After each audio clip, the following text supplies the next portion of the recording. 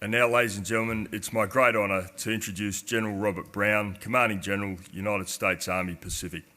He's commanded at all levels through to Corps, serving at least a third of his career in the Indo-Pacific region, including command of the 25th Infantry Division and the 1st Corps. General Brown has seen a wide range of operational experience, including as a divisional operations officer in Haiti, as a battalion commander in Bosnia, and as a brigade commander in Iraq. General Brown, we look forward to your presentation.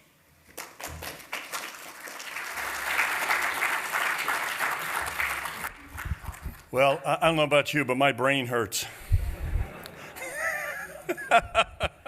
What a tremendous panel. And I was really worried. First of all, I was worried I'd get here and nobody would be here because it's the last plenary. I'm the last speaker, and I've made it mandatory for all the U.S. folks. So to everybody else here, thank you for being here. They had no choice, but you had a choice. But what great speakers. I just think we ought a little round of applause for the first three speakers. Were unbelievable.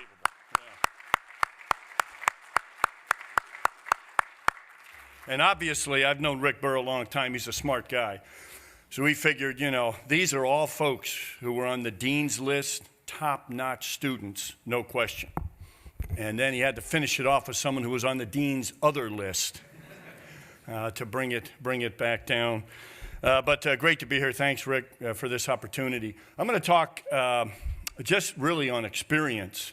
So I think it was great, really interesting panel with the two professors who just really inspirational, and Catherine with her tremendous experience as well. But I'm going to look, you know, from 38 years of experience and working through having the opportunity about half of my career to be in our thought sector and our training and doctrine command, thinking about the future. And I was kind of an experiment where they would send me to an operational command, and then they'd tell me I'm going to training and doctrine command. And at first I said, uh-oh, what did I do wrong? You know, where did I screw up? But actually it was a little bit of an experiment, then to send me back to the operational, then back to our institutional to think. And so it's been a pattern. So I don't know if the experiments failed pretty well, I'm sure, but I feel very privileged to be a part of it. So that's kind of the perspective I'm coming from. And there's some things that are I'm absolutely certain of. And, you know, every generation thinks their time is the most complex, for sure, that nothing could be more complex. But I think based on what we just heard from Professor Bell and the many great presentations during this week about the complexity in the Pacific, Indo-Pacific region in particular, it's hard to argue that it ever gets more complex than it is today. So I want to kind of go over that, and that is changing the very character of warfare, not the nature of warfare, but the very character is changing significantly. I look back to when I was young, had hair, it wasn't gray, and the fog of war was not enough information. And quite honestly, it was pretty easy then to have initiative. You know, the old do something, do anything, you know, Lieutenant, make a decision. Because nobody's going to second guess you when you have one or two pieces of information. You can have initiative, and nobody's going to say, well, why didn't you use this info and that info? Now, what's the fog of war?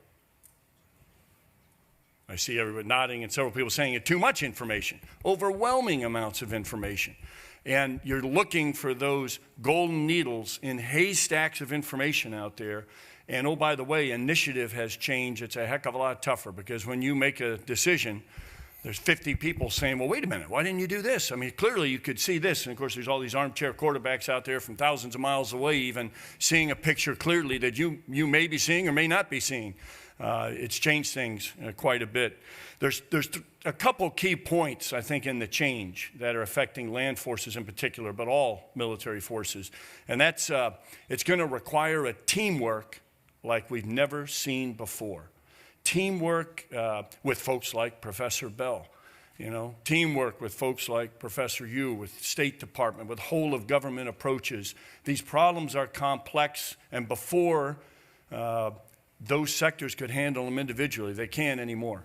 It's going to take incredible multilateralism. I agree with Professor Yu when he says almost like a NATO-like structure potentially in the Pacific. ASEAN comes to mind. Probably never be like NATO, but awful close. And again, I remember 30 years ago, 20 years ago, folks would say the Pacific will never be anything but bilateral. Absolutely wrong. It's multilateral and moving that way, and will continue to grow. It's a jointness like never before for all of us, a jointness. Used to be particular services could do things individually and solve problems. And that was kind of interesting. I remember trying to work with the Navy 10 years ago in the Pacific, and they'd kind of be like, hey, we can handle this on our own. Thank you very much, but no thanks. We don't need you. That's not the way anymore. We don't have dominance in domains we used to, air and sea in particular, and never will again have a consistent domination, really a superior domination at some points in history when you look at it. That's gone.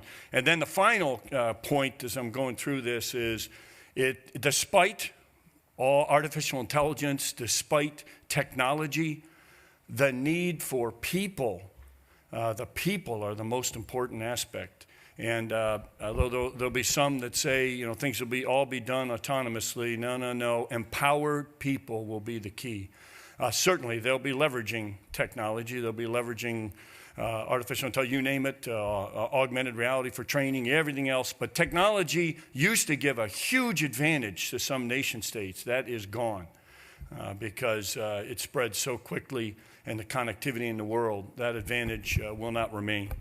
So those are some of the things I'll kind of try to work through. And the final thing is those people, it's different, as Catherine mentioned, you know, the type people we recruit, the type people out there, that's different. We used to say, you know, we needed leaders who were comfortable in ambiguity and chaos, and I think that was a good measure 10 years ago. No, to win today, to be successful, and I would, the criteria for success would be to prevent war, because you actually have a deterrent factor, because no one will be stupid enough to go against you, and that requires individuals that thrive in ambiguity and chaos, and not comfortable, but thrive, and trusted teams of professionals, because as we all know, everybody's a strategic corporal now, and everything immediately goes to a worldwide scene no matter what happens. So it requires even more professionalism than ever before. So if you go to the first slide that just sort of looks at 2004, and this almost seems, you know, ties together with the other speakers of how much the world has changed. That's the internet connectivity in 2004. Now go to the next, and you see it in 2016. So it's a pretty bold statement. It's, you know, that's just how the world is connected. So big deal, right? Well, I would say there's some things have happened. If everybody connected there was doing positive, good things, it'd be a wonderful thing. But unfortunately, they're not. Folks want to steal your money. Folks want to recruit extremists. Folks want, all kinds of purposes. In fact, you can almost say more negative than positive in some cases. But the one thing is certain, that's first time in history, those that would do any of our nations harm can actually move faster sharing information than we can. They can move faster. Why is that? Because most of our nations we try to tell the truth, and the truth takes more time. Whereas folks who are trying to do you harm can lie, and you know the old saying, lies halfway around the world while the truth's still putting its pants on. You know, it takes a while, and you got to confirm things and everything else. So you're facing for the first time in history. Think back, when you think back historically, World War II, we knew the codes, of the Germans and the Japanese in World War II. It still was a tough fight. We don't know the codes anymore, and we won't. And they can move out pretty darn fast. The velocity of human interaction, and some, when I brought this up one time, I had the individual said, well, geez, things move fast, even during the Civil War by telegraph. And maybe they moved fast, but they did not diffuse rapidly. Think today, all you have to say is the speed of a tweet, right? Around the world in seconds, nanoseconds, and can change so many things. So information diffuses so rapidly, changes expectations, changes the very character of all that we're doing. The impact of a few people. Just think of that for a minute. Think of the impact of the few people that planned 9/11. A handful of folks, and that global impact like never before in history. Again, if everybody was working towards good and positive, there are some doing that, obviously, we just had from some of the, but not everybody, unfortunately. So this definitely gets at, and there is a impatience that is out there, and you see it, military see it, like things that armies are asked to do that aren't even an army's mission, like stop the spread of Ebola in Africa. Get to a humanitarian assistance, disaster response immediately. Maybe we're not even designed for that, but we're the only ones that can do it and can do it rapidly. But what happens, are people very patient and allowing us lots of time to do that? Heck no, the expectation is happens instantly. You know, as was just mentioned, you know, Google the answer. God forbid somebody has to work through a situation. We'll Google the answer, and so the expectations are just unbelievable, and they expect things to be handled extremely rapidly. So let's look, that's kind of the context, and we've heard that from lots of the briefers this week, so I won't go into that too much, but let's look at the Pacific. I'm going to quickly cover this because we really covered it this week. 7 of the 10 largest armies, the complexity of the Indo-Pacific, largest democracy in the world, the most growing economies, all that. But I think what's the most fascinating on this, if you look inside that circle, it's not even all of the Indo-Pacific region, but inside that circle, there are more people inside that circle than in the rest of the world put together. The rest of the world put together. And then you see there by 2050, 7 out of every 10 people in the world will live inside that circle. Why is the Indo-Pacific so important? I mean, and so there's great opportunities inside that circle. Tremendous opportunities. There are also tremendous challenges inside that circle, everything from resources to competition. And we're seeing that, you know, Professor Yu talked about this. I would call it a hyper competition. When I was younger, we had a thing called phase 0 in military terminology. Essentially, nothing was happening in phase 0. Well, don't use that term now. It's crazy. It's hyper competition constantly. And it's economic competition, it's competition in all areas, and certainly one of them is military as well, posturing and everything else as we know. Okay, and then, you know, just looking at, there are still threats. Go to the next slide. Still threats from nation states. You know, I mean, my life changed significantly. I thought, boy, I'm going to get to command in Hawaii and be surfing 4 or 5 days a week, you know. Nice, quiet theater, and over the last couple of years, been just a little bit busy because of some threats from some nation states, such as North Korea. You know, right now we're hoping that the diplomatic efforts, that's the lead, and certainly want that solution. I mean, everybody prays for peace and wants that. At the same time, as you all know, the military's job is to be ready should that not work. And so that has kept us focused. But there are nation states, and I think, again, covered very well by others earlier in the week, these conflicts in this region, certainly there's some tense ones, no doubt about it. Okay, go to the next. Obviously, violent extremist organizations. Marawi was a wake-up call. Those folks coming, and no doubt that they are moving into this area. And there's again, the changing nature, the changing character of war with this information, that if we don't share information and we don't work closely together, the extremists will find the seam. They will find the seam. And so there's some real positive trends, like Sulu Sea Initiative, you know, Indonesia, Malaysia, and the Philippines working together to close that seam in the Sulu Sea where extremists were exploiting. We've got to work together very closely to prevent those seams and those violent extremists. And then the thing that's most likely, go to the next slide, most likely in this region, unfortunately, is a disaster. And boy, it seems like they just keep happening. I don't know what's going on, but cyclones, typhoons, the terrible you know, volcanic eruptions, dams breaking in Laos, the flooding occurring. The incidents seem more extreme, more frequent. That's a picture, of course, of the tragic Nepal earthquake in 2015. And the fact is, 7 out of 10 people in the world that die from a natural disaster, it's in the Pacific. I wish it wasn't, but it's the Rim of Fire and the challenges we have. So military, we're going to be involved in this. Now, the good news in this, I think it's a tremendous good news story. 35 out of 36 nations in the Pacific work together constantly to save lives when there's a natural disaster. The only one that doesn't work with us is North Korea. You know, all the rest of us. And maybe someday they will. I certainly hope they will. For example, the largest exercise the United States does with China is U.S. Army Pacific. Every year, we're in our 14th iteration this year, disaster management exchange with China. We do every year. We do it in the United States one year, then we alternate back to China. That's a tremendous thing, working together, 35 out of 36 nations, because the better we work together, and we covered it in the Pacific Army Management Seminar about a week and a half ago in Vietnam. Lieutenant General Huang is here, did a great job hosting that, and we covered humanitarian assistance, disaster response, 26 nations there. We realized, no question, you can't form the relationship during the crisis. That doesn't work. It's too late. It's got to be well before the crisis. And when you look at the lessons learned of every disaster, it's those relationships built before saved lives, and that teamwork saved lives, and it's absolutely critical. And I would add that it's also a bridge. Competition, as we talked about, hyper-competition, does not need to be conflict. And things where you can find things in common, like disaster response where you're working together, allows you to have the conversation about your differences. Whereas if we just talk differences, unfortunately, I think that's the old Thucydides trap that's going to lead to conflict, and we can't have that. We got to find things in common so we can talk about differences, and one great way is working together to save lives in disaster response. There's some other things. Go to the next slide.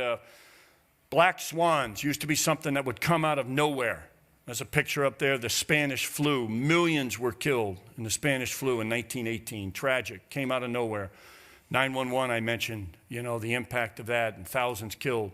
These things that, if you would have said a year before that some people with box cutters would get on a plane and do this, people would say you're crazy. And then it happens. It's a black swan. But the interesting thing is, black swans are now the norm. They are now the norm. The things that we used to say, oh my God, and that's because of that connectivity, and it's because of the changing character of war. Because people can connect so much that they can develop, and fewer people can develop these intricate plans, coordinating in a global manner. Black swans have become the norm. It used to be when we were young, again, some of us in here with very little hair or gray hair, when we were young, if you couldn't predict what was going on, you were a lousy planner. You'd feel guilty. And it's impossible now. You can't, it's impossible. You try, we still try, but our former Secretary of Defense Gates said we've got a perfect record. We predicted it wrong every single time. And so, unfortunately, and it's not going to get any better because these black swans are coming out of nowhere. Now, pink flamingos is another pretty neat thing that some of you may not have heard of. I know traditionally you stick a pink flamingo in a yard, a little military tradition. That means the parties at that house get there quick. You have like 30 minutes, and they better be ready. But this is a different pink flamingo. These are inevitable surprises, things we knew about, we just kind of ignored. I would say one great one right now is the gray zone operations going on by some nations. They're doing these things during the competition phase. They're doing things in cyber. They're doing things in space. It's right in front of us, but yet it's going to surprise us. And we see it, but we kind of ignore it. Pink flamingos are definitely, and you can have these cognitive biases that prevent you. You can see it right in front of you, but you ignore it. And so we got to watch that. That's another growing trend for certain. The complex problems with the incredible connectivity, just means what's happening again is a constant competition, and sometimes it's right in front of us, and we won't do anything about it. Other times we can't expect it, and the way the world moves, the velocity of human interaction, I don't think we should. It's unrealistic to expect we'd know exactly what's going to happen. So go to the next slide as we look. No doubt working together is critical, and in that multilateral. Why multilateral? And we're seeing this trend because there's no question that when you work together as opposed to the bilateral, multilateral, you form these relationships and you get different perspectives that are incredibly valuable. One of the best things we did in the U.S. Army Pacific, Frank Wiercinski, former commander, I don't know, maybe 6 years ago, thought of the discussions with Australia, said, we ought to have a deputy commanding general who's Australian. And they worked it, and the first one was a guy named Rick Burr. He ended up going nowhere, nothing, didn't work, the experiment. No, obviously Rick did a tremendous job, followed by Greg Bilton, who was here, and another guy going nowhere, unbelievable. another superstar. Roger Noble is a current guy, unbelievable. Dan McDaniel following him. It's amazing, the quality. But what's happened is we would solve a problem, and typical of any nation, you solve it through your own lens, and you think you've got the solution perfect. And then a Rick Burr or a Greg Bilton, they'd say, have you thought about this? In a very polite way. They wouldn't say, hey, you dumbass, you got it wrong. They would say, hey, have you thought about this perspective? And you go, oh, geez, I didn't think about that. It's right in front of us. But it's a different perspective, not through your lens, and it always leads to a better solution. I've never seen a multilateral, but now it's frustrating sometimes. I'm not telling you it's not frustrating, you know. It's much easier to do what through your lens you think is right. Let's just do it. Let's go, move out. It doesn't work that way, though, especially at a strategic level. The problems are much harder, or they wouldn't be at that level.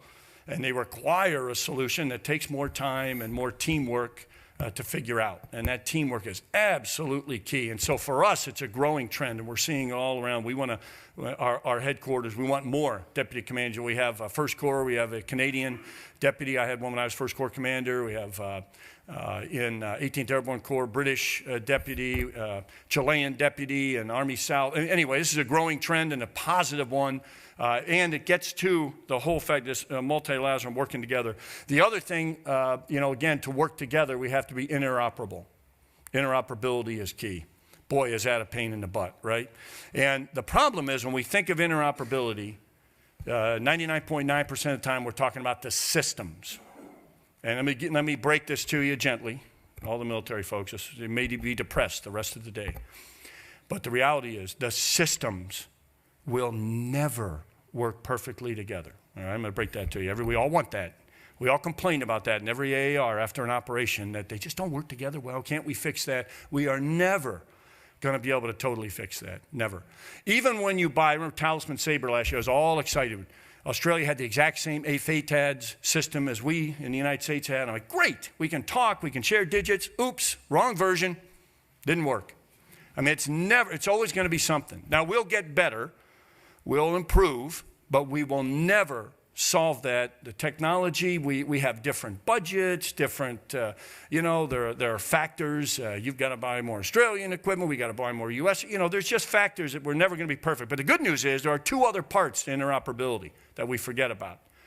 The second part are the policies and procedures. So there's the systems. They talk to each other and all that, the hardware. Then there's the policies, procedures. Now, those we can do something about.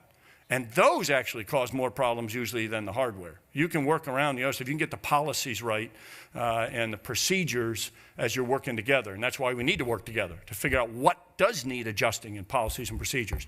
And the third part of interoperability, the most important, are the relationships, people. They can solve anything. When we work together, it may be sitting next to each other. I look at, the one great example I have is General Yamazaki's here from Japanese Ground Self-Defense Force, great warrior leader. Yamasakura exercised in Japan. When I was, 10 years ago when I was a lot younger, here was the U.S., here was Japan, working in the exercise. Now, here it is, right next to each other, same talk, right people to people. Even where the systems don't work, we're right together. That's how it has to be. Or you're not going to solve the problem. So interoperability, three portions, policy, and then the people, the relationships before the crisis, again, is absolutely key. The systems will never be perfect. Okay, next slide. So the second thing is that multilateralism, working together, then jointness for all our militaries, the change in land power, but it's all services. There is a level of jointness required for the future that is unlike anything seen before. And many nations in here are joint, very joint. And many are becoming, you heard Professor Yu saying China becoming very joint. I was at their, several of their headquarters, Western Theater Command, Southern Theater Command, and I saw joint in their headquarters. And, so many nations are very joint. But it's jointness to a level never before seen. It can't be the exception right now it's the exception, all our nations. It takes a long time, and it's the exception that we truly integrate. We are interdependent as a joint force. So, for example, as I'm walking down the streets of Mosul as a commander and I need to put a JDAM missile in a window, I have to rely on the Air Force. I don't have it in the Army, okay? So I rely on the Air Force, put the JDAM in the window. Nothing wrong with that, except you need more than one other option. Today, again, without the dominance, what if I needed that in the window and we don't have air dominance. And so that plane can't even get there to support me. You need other options. And it's joint in a manner of joint integration, not interdependence. And it's very difficult because in all our nations, we all grow up in stovepipes. And it's almost embarrassing. Think back in your career when you had challenges and you thought only of an Army, so we got Marines, and maybe only of a Marine solution. You might have had an Air Force solution right next to you, but you didn't even think of it because you weren't brought up that way. And even with joint requirements to serve, I was on the joint staff, you think of a problem from your perspective. It's just human nature, it's natural, it's how you've been trained.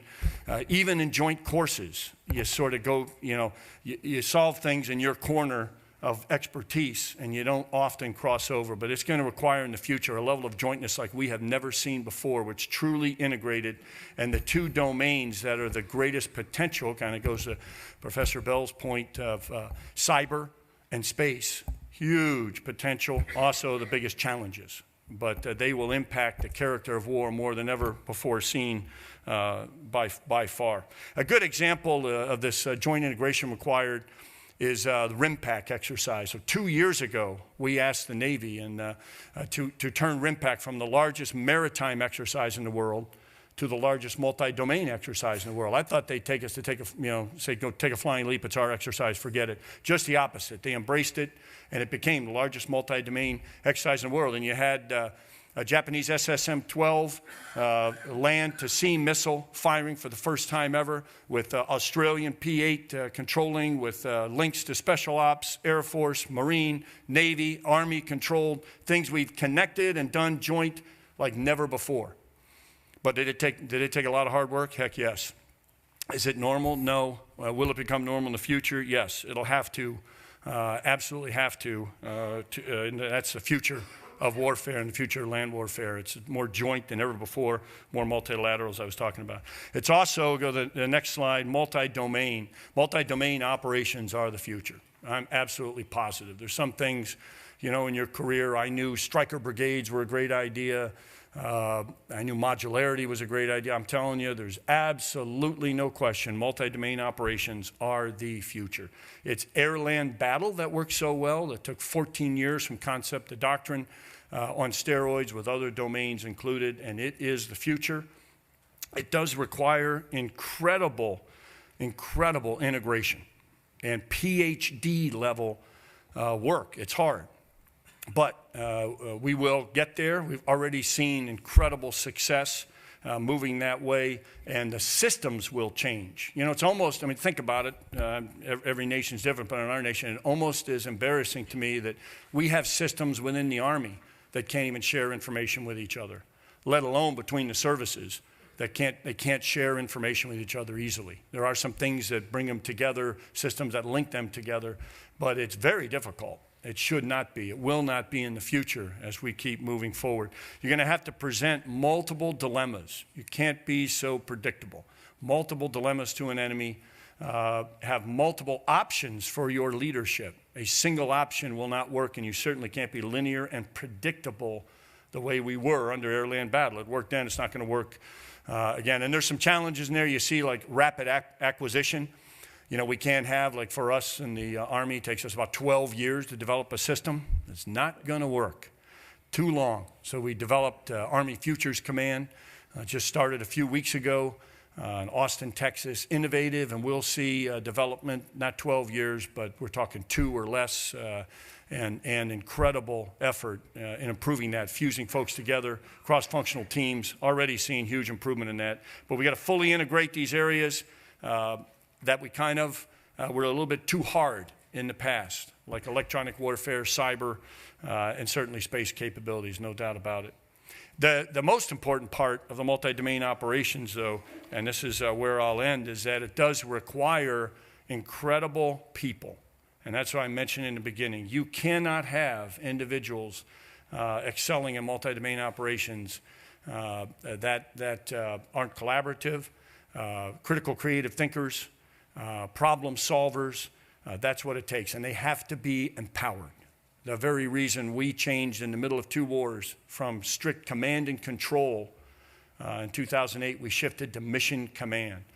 Build trust build teams, and empower the heck out of folks. So multi-domain operations and the future requires trusted teams of professionals that thrive in ambiguity and chaos. And those it's a different way to recruit, different way to train, different way to educate, and trusted teams of professionals more important than ever because they're going to be tested by everybody in every situation, in every scenario. Nothing in the future will ever, in conflict, HADR, or anything else, it'll all be either blog, tweeted, text, videoed, YouTubed. There's no, we're still discovering things that happened in Korean War and Vietnam War. Those days are gone.